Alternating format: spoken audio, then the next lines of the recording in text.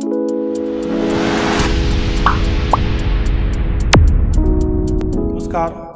आज के वीडियो में अपन पढ़ेंगे रासायनिक अभिक्रियाओं के प्रकार 5 हैं। प्रकार रासायनिक अभिक्रियाओं के पांचों के अपन नाम पढ़ेंगे एक एक करके, बाद में विस्तार से पढ़ेंगे। यानी पहली अभिक्रिया का नाम है संयोजन अभिक्रिया, नंबर 1। नंबर 2 पर अभिक्रिया का नाम है वियोजन अभिक्रिया, और वियोजन अभिक्रिया का दूसरा नाम अपघटन अभिक्रिया भी है। और तीसरा आपके आ रहा है विस्थापन अभिक्रिया, और विस्थापन के बाद में चौथा प्रकार आ रहा है द्विविस्थापन अभिक्रिया, और पांचवा प्रकार अंतिम आ रहा है आपके उपचयन और अपचयन अभिक्रिया। इस पांचवी अभिक्रिया का दूसरा नाम रेडॉक्स अभिक्रियाएं भी हैं। अब अपन चलते हैं पहला प्रकार संयोजन अभिक्रिया का पढ़ते हैं। अब देख लीजिए, इधर संयोजन अभिक्रिया लिखा हुआ है। अब संयोजन का अर्थ हिंदी में अपन ढूंढने जाएंगे तो योग यानी जुड़ना होता है। संयोग का मतलब जुड़ना। तो ठीक उसी प्रकार इसकी परिभाषाएं रासायनिक अभिक्रिया के अंदर लेंगे। यदि परिभाषा बोल रहे हैं, ऐसी रासायनिक अभिक्रियाएं जिसमें 2 या 2 से अधिक अभिकारक मिलकर एकल उत्पाद का निर्माण करते हैं, उसे संयोजन अभिक्रिया कहते हैं। यानी अभिकारक 2 भी हो सकता है, 3 भी हो सकता है। यानी 2 या 2 से अधिक अभिकारक मिलकर एक प्रोडक्ट यानी एक उत्पाद का निर्माण करेंगे। परिभाषा देखेंगे, ऐसी रासायनिक अभिक्रियाएं जिसमें 2 या 2 से अधिक अभिकारक मिलकर एकल उत्पाद बनाते हैं, उसे संयोजन अभिक्रिया कहते हैं। ये होगी। इसके बाद इसके एग्जाम्पल कार्बन का लेते हैं। सी को कार्बन से प्रदर्शित करते हैं, यानी सी यानी कार्बन। O2 यानी ऑक्सीजन की उपस्थिति में कोयले का दहन करेंगे। पहली अभिक्रिया कोयले का दहन, यानी ऑक्सीजन की उपस्थिति में कोयले का दहन करेंगे तो CO2 बनेगी। अब CO2 बनेगी, इसका एक्सपेरिमेंट कैसे करते हैं? मान लीजिए अपन कोयला लेते हैं। कोयला ठोस होता है। ठोस के लिए भौतिक अवस्था के लिए यहाँ S लगाया हुआ है, यानी सॉलिड अवस्था में। O2 यानी गैस की उपस्थिति में जलाएंगे तो स्पिरिट लैंप पर कोयले को जलाएंगे, उसकी राख बनेगी। राख बनने के बाद उसमें CO2 बनेगा, गैस बनेगी। तो CO2 गैस है, इसलिए G से भौतिक अवस्था के अंदर प्रतिक्रिया। सामान्य प्रयोग, इसके लिए कोई पैसा खर्च नहीं होता है, सामान्य आप घर पर भी कर सकते हैं। दूसरा संयोजन अभिक्रिया का एग्जाम्पल है जल का निर्माण। आपको पता है जल H2 और O2 के मिलने से जल बनता है, यानी हाइड्रोजन और ऑक्सीजन के मिलने से जल बनेगा प्रतीक। तो हाइड्रोजन के लिए H2 होगा, ऑक्सीजन के लिए O2 होगा। अब इसे रास्ता संतुलित करने के लिए इसमें 2 लगाया हुआ है, तो इन दोनों को जोड़ेंगे रिएक्शन तो H2 बनेगा, और लिक्विड H2 यानी L का मतलब भौतिक अवस्था लिक्विड है, जल बनेगा। यानी हाइड्रोजन और ऑक्सीजन के सहयोग से जल बनेगा। यानी दोनों ही गैसेज हैं, और दोनों गैस मिलने के बाद में लिक्विड द्रव अवस्था में पानी बनेगा। ये दूसरी आपके उदाहरण हो गया संयोजन अभिक्रिया का।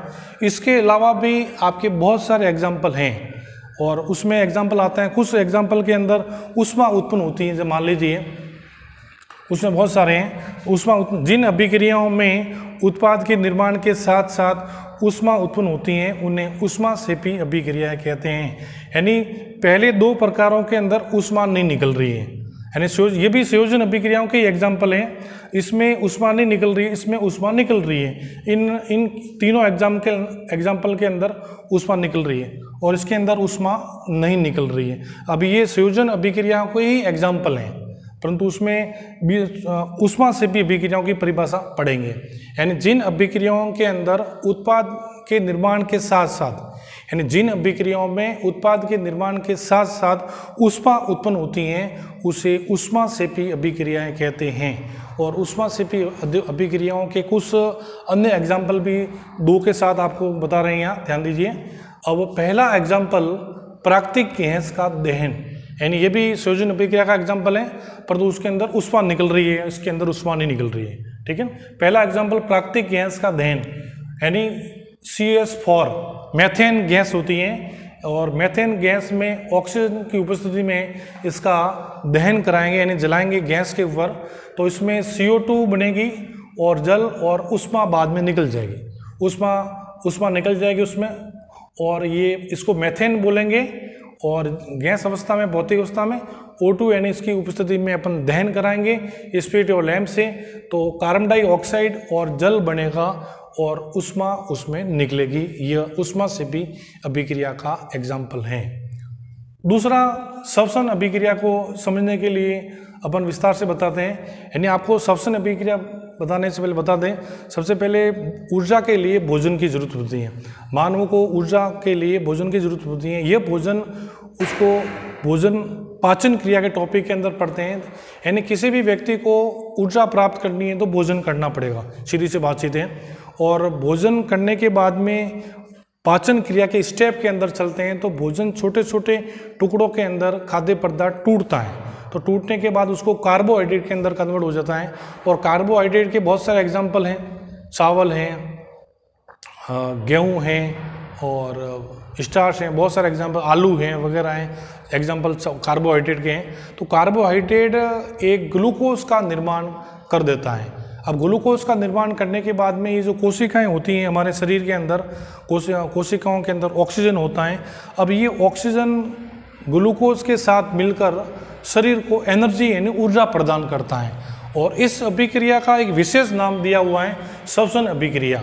अब इतनी विस्तार से बोली, इसकी लाइन एक ही है, तो इसे ऊर्जा मिलेगी, शरीर को मिलेगी।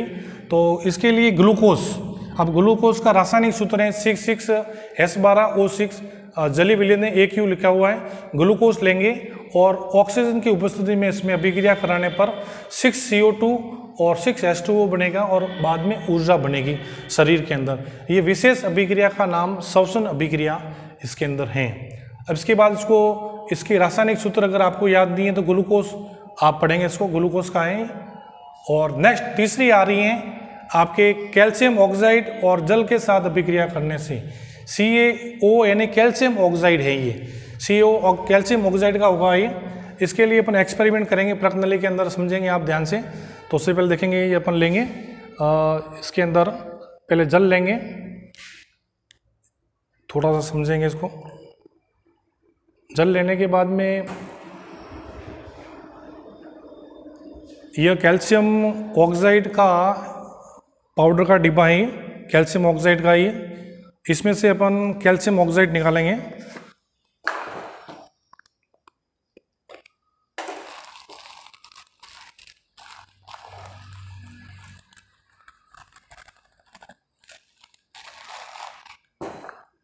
निकाल रहे हैं ये, और निकालने के बाद में इसमें धीरे धीरे इसमें डालेंगे कैल्शियम ऑक्साइड यानी चूने का पाउडर है ये।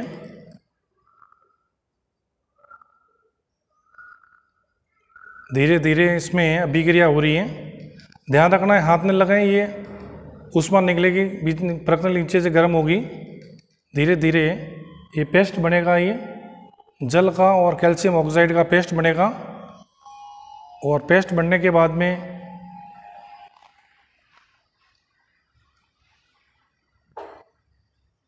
देखिए ये पेस्ट बन रहा है, इसमें अभिक्रिया हो रही है, अभिक्रिया हो रही है और इसका रंग चेंज हो गया ये। अब चेंज होने के बाद में अभिक्रिया हो रही है और नीचे से देखेंगे थोड़ी सी ऊष्मा निकलेगी।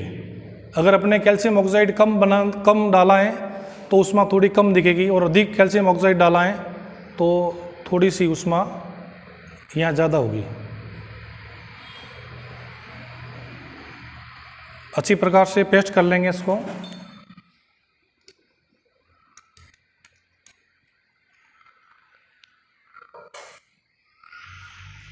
नीचे एक पेस्ट बन रहा है, अभिक्रिया हो गई है।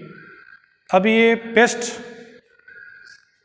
CaO यानी कैल्शियम ऑक्साइड है।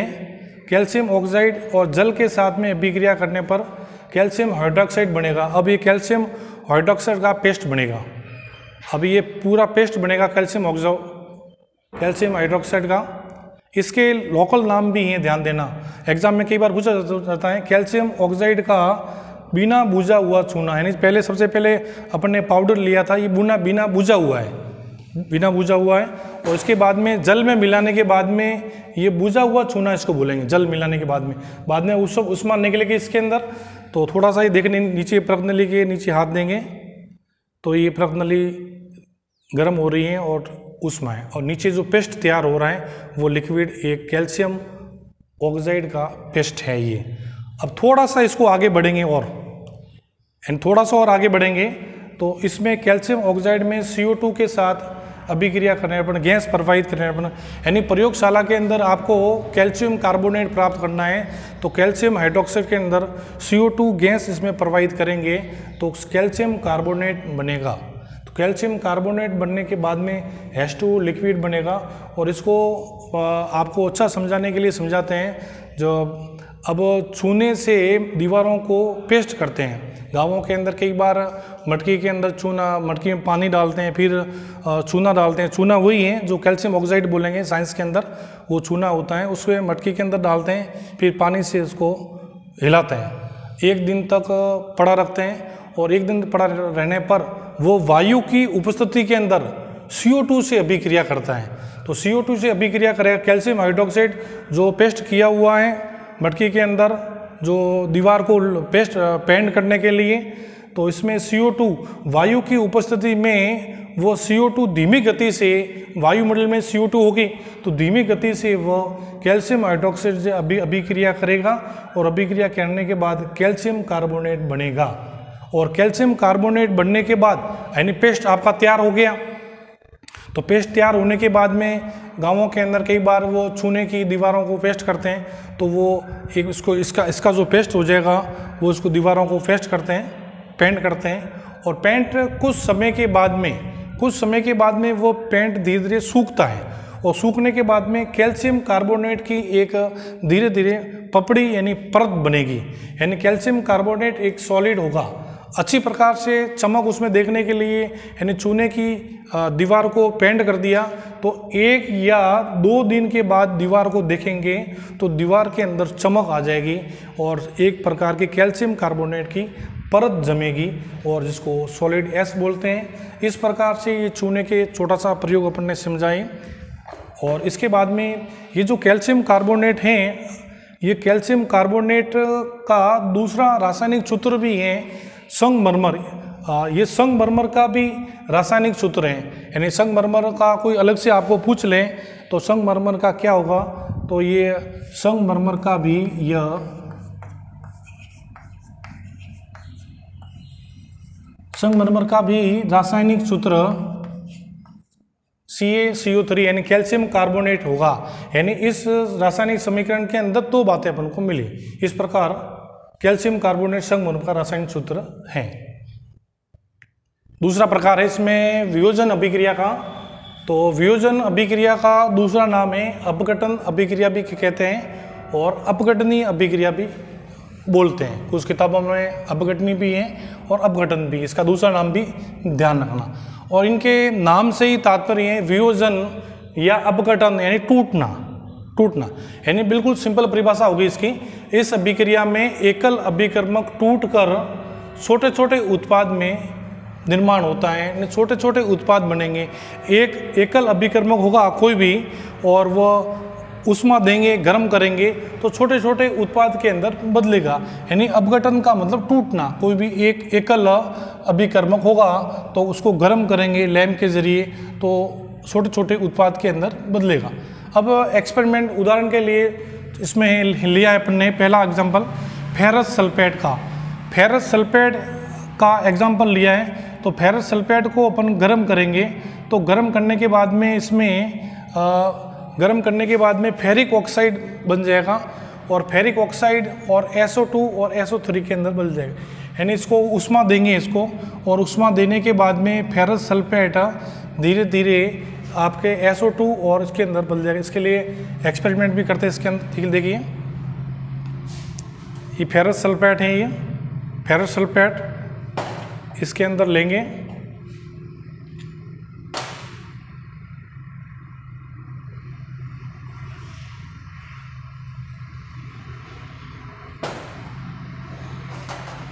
लेने के बाद में इसको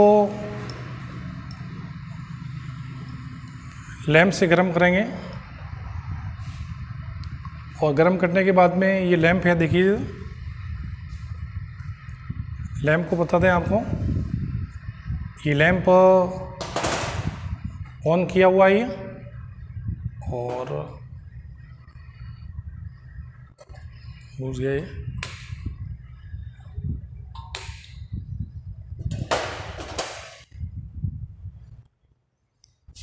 गर्म करेंगे इसको।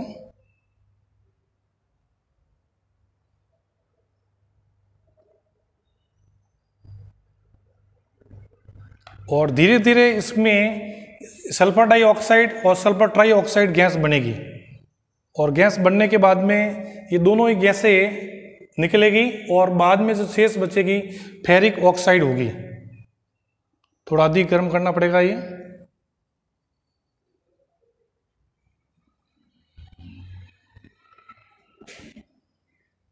और धीरे धीरे ऊपर से गैसें सल्फर ट्राइऑक्साइड और सल्फर ट्राइऑक्साइड ये निकलेगी, और इसका रंग चेंज हो जाएगा। इस प्रकार भी इसको अधिक देर तक इसको गर्म करना पड़ेगा।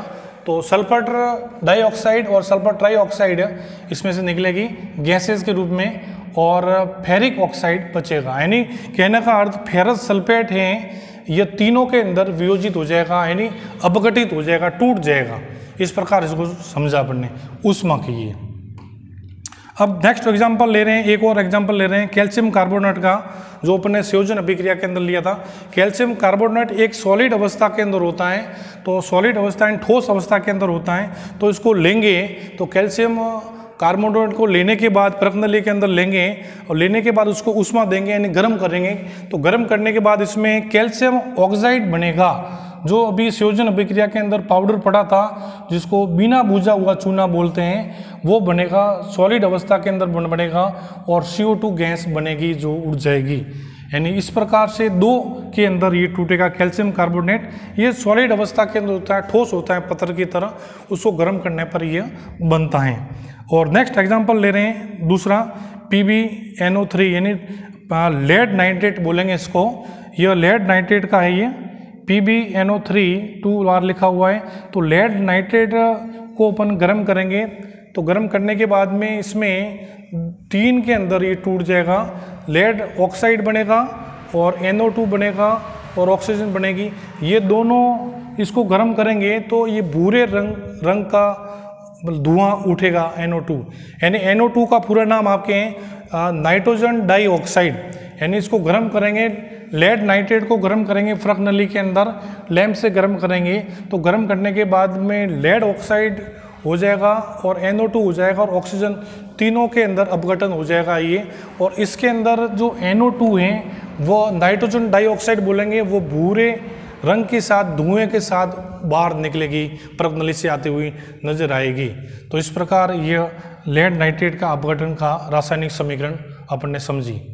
नेक्स्ट इसके अंदर आती है तीसरी एग्जांपल, अन्य एग्जांपल ले रहे हैं अपन सिल्वर क्लोराइड, यानी Ag यानी सिल्वर क्लोराइड और यह सिल्वर ब्रोमाइड, दो अपन रासायनिक समीकरण ले रहे हैं। तो सिल्वर क्लोराइड सूर्य के प्रकाश की उपस्थिति में इसका होगा। इसको किसी को गर्म वर्म नहीं करना है अपन को, सूर्य के प्रकाश की उपस्थिति में इसको सूर्य का प्रकाश जहाँ पर आता है वहाँ पर इसको रख देंगे। मान लीजिए कटोरी के अंदर वास ग्लास के अंदर अपन केमिस्ट्री लैब के अंदर जाएंगे और सिल्वर क्लोराइड का थोड़ा लेंगे सॉलिड अवस्था में पाउडर, और पाउडर को वास ग्लास के अंदर बाहर जहाँ धूप आ रही है वहाँ रख देंगे, और सूर्य का प्रकाश, तो यह 2 के अंदर विघटन हो जाएगा इसका, सिल्वर प्लस Cl2 2 गैस बनेगी, ये सॉलिड होगा और क्लोरीन गैस निकलेगी इसके अंदर। यानी सिल्वर क्लोराइड का अपघटन हो जाएगा, सूर्य के प्रकाश की उपस्थिति में अपघटन हो जाएगा। अब आपको ध्यान होना चाहिए क्योंकि टॉपिक का नाम है, अभिक्रिया का नाम है अपघटनीय अभिक्रियाएं। यानी अपघटनीय अभिक्रिया के लिए अभिकारक को तोड़ने के लिए, यानी तोड़ने के लिए या टूटने के लिए अपन को सूर्य का प्रकाश, ऊष्मा या लैंप से गर्म करने की इसको जरूरत होती है, जिसको तापन बोलते हैं, ऊष्मा, और सूर्य का प्रकाश भी चाहिए। यानी अभिकारक को तोड़ने के लिए सूर्य का प्रकाश, ऊष्मा या तापन, उसके जरिए अभिकारक टूटेगा। तो सूर्य के प्रकाश का एग्जाम्पल है ये।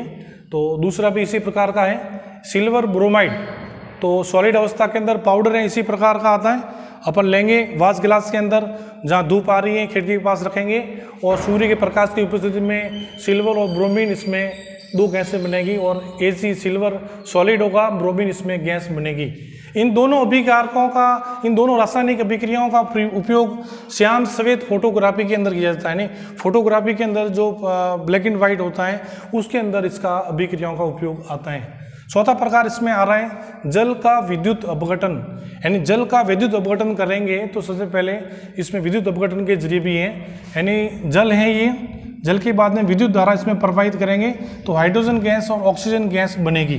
तो इसके लिए एक्सपेरिमेंट के लिए एक प्लास्टिक के जग लेंगे अपन और जग के अंदर नीचे के 2 छेद कर देंगे। छेद करने के बाद में इसमें कार्बन के इलेक्ट्रोड 2 लेंगे, 2 लेने के बाद इसमें फिट कर देंगे और नीचे ये कॉर्क लगा देंगे। इधर कॉर्क लगाने के बाद में इसके ऊपर परख नली 2 उलट देंगे, इसके ऊपर परख नली, इसके ऊपर परख नली उलट देंगे। फिर इसके अंदर जग के अंदर पानी भरेंगे। कॉर्क इस प्रकार से फिट करना है कि पानी लीकेज ना हो, और पानी भरने के बाद में इसमें तनु HCl डालेंगे या सल्फ्यूरिक अम्ल डालेंगे। सल्फ्यूरिक अम्ल डालने पर इसके 2 तार लेंगे और एक 6 वोल्ट की बैटरी से जोड़ेंगे इधर, और इधर ये एनोड का होगा और ये कैथोड का होगा, माइनस प्लस दोनों 6 वोल्ट की बैटरी के साथ जोड़ेंगे और प्रयोग को शुरू करेंगे। शुरू करने के बाद आपको ध्यान होगा इसमें इस परख नली के अंदर ऑक्सीजन गैस इकट्ठी जब होती जाएगी और इसके अंदर हाइड्रोजन गैस इकट्ठी हो जाएगी। इस प्रकार जल के विद्युत अपघटन द्वारा 2 गैसेस अपन तैयार करेंगे, हाइड्रोजन गैस, ऑक्सीजन गैस। इस प्रकार परख नली को अपन बाहर निकाल कर इकट्ठी कर सकते हैं।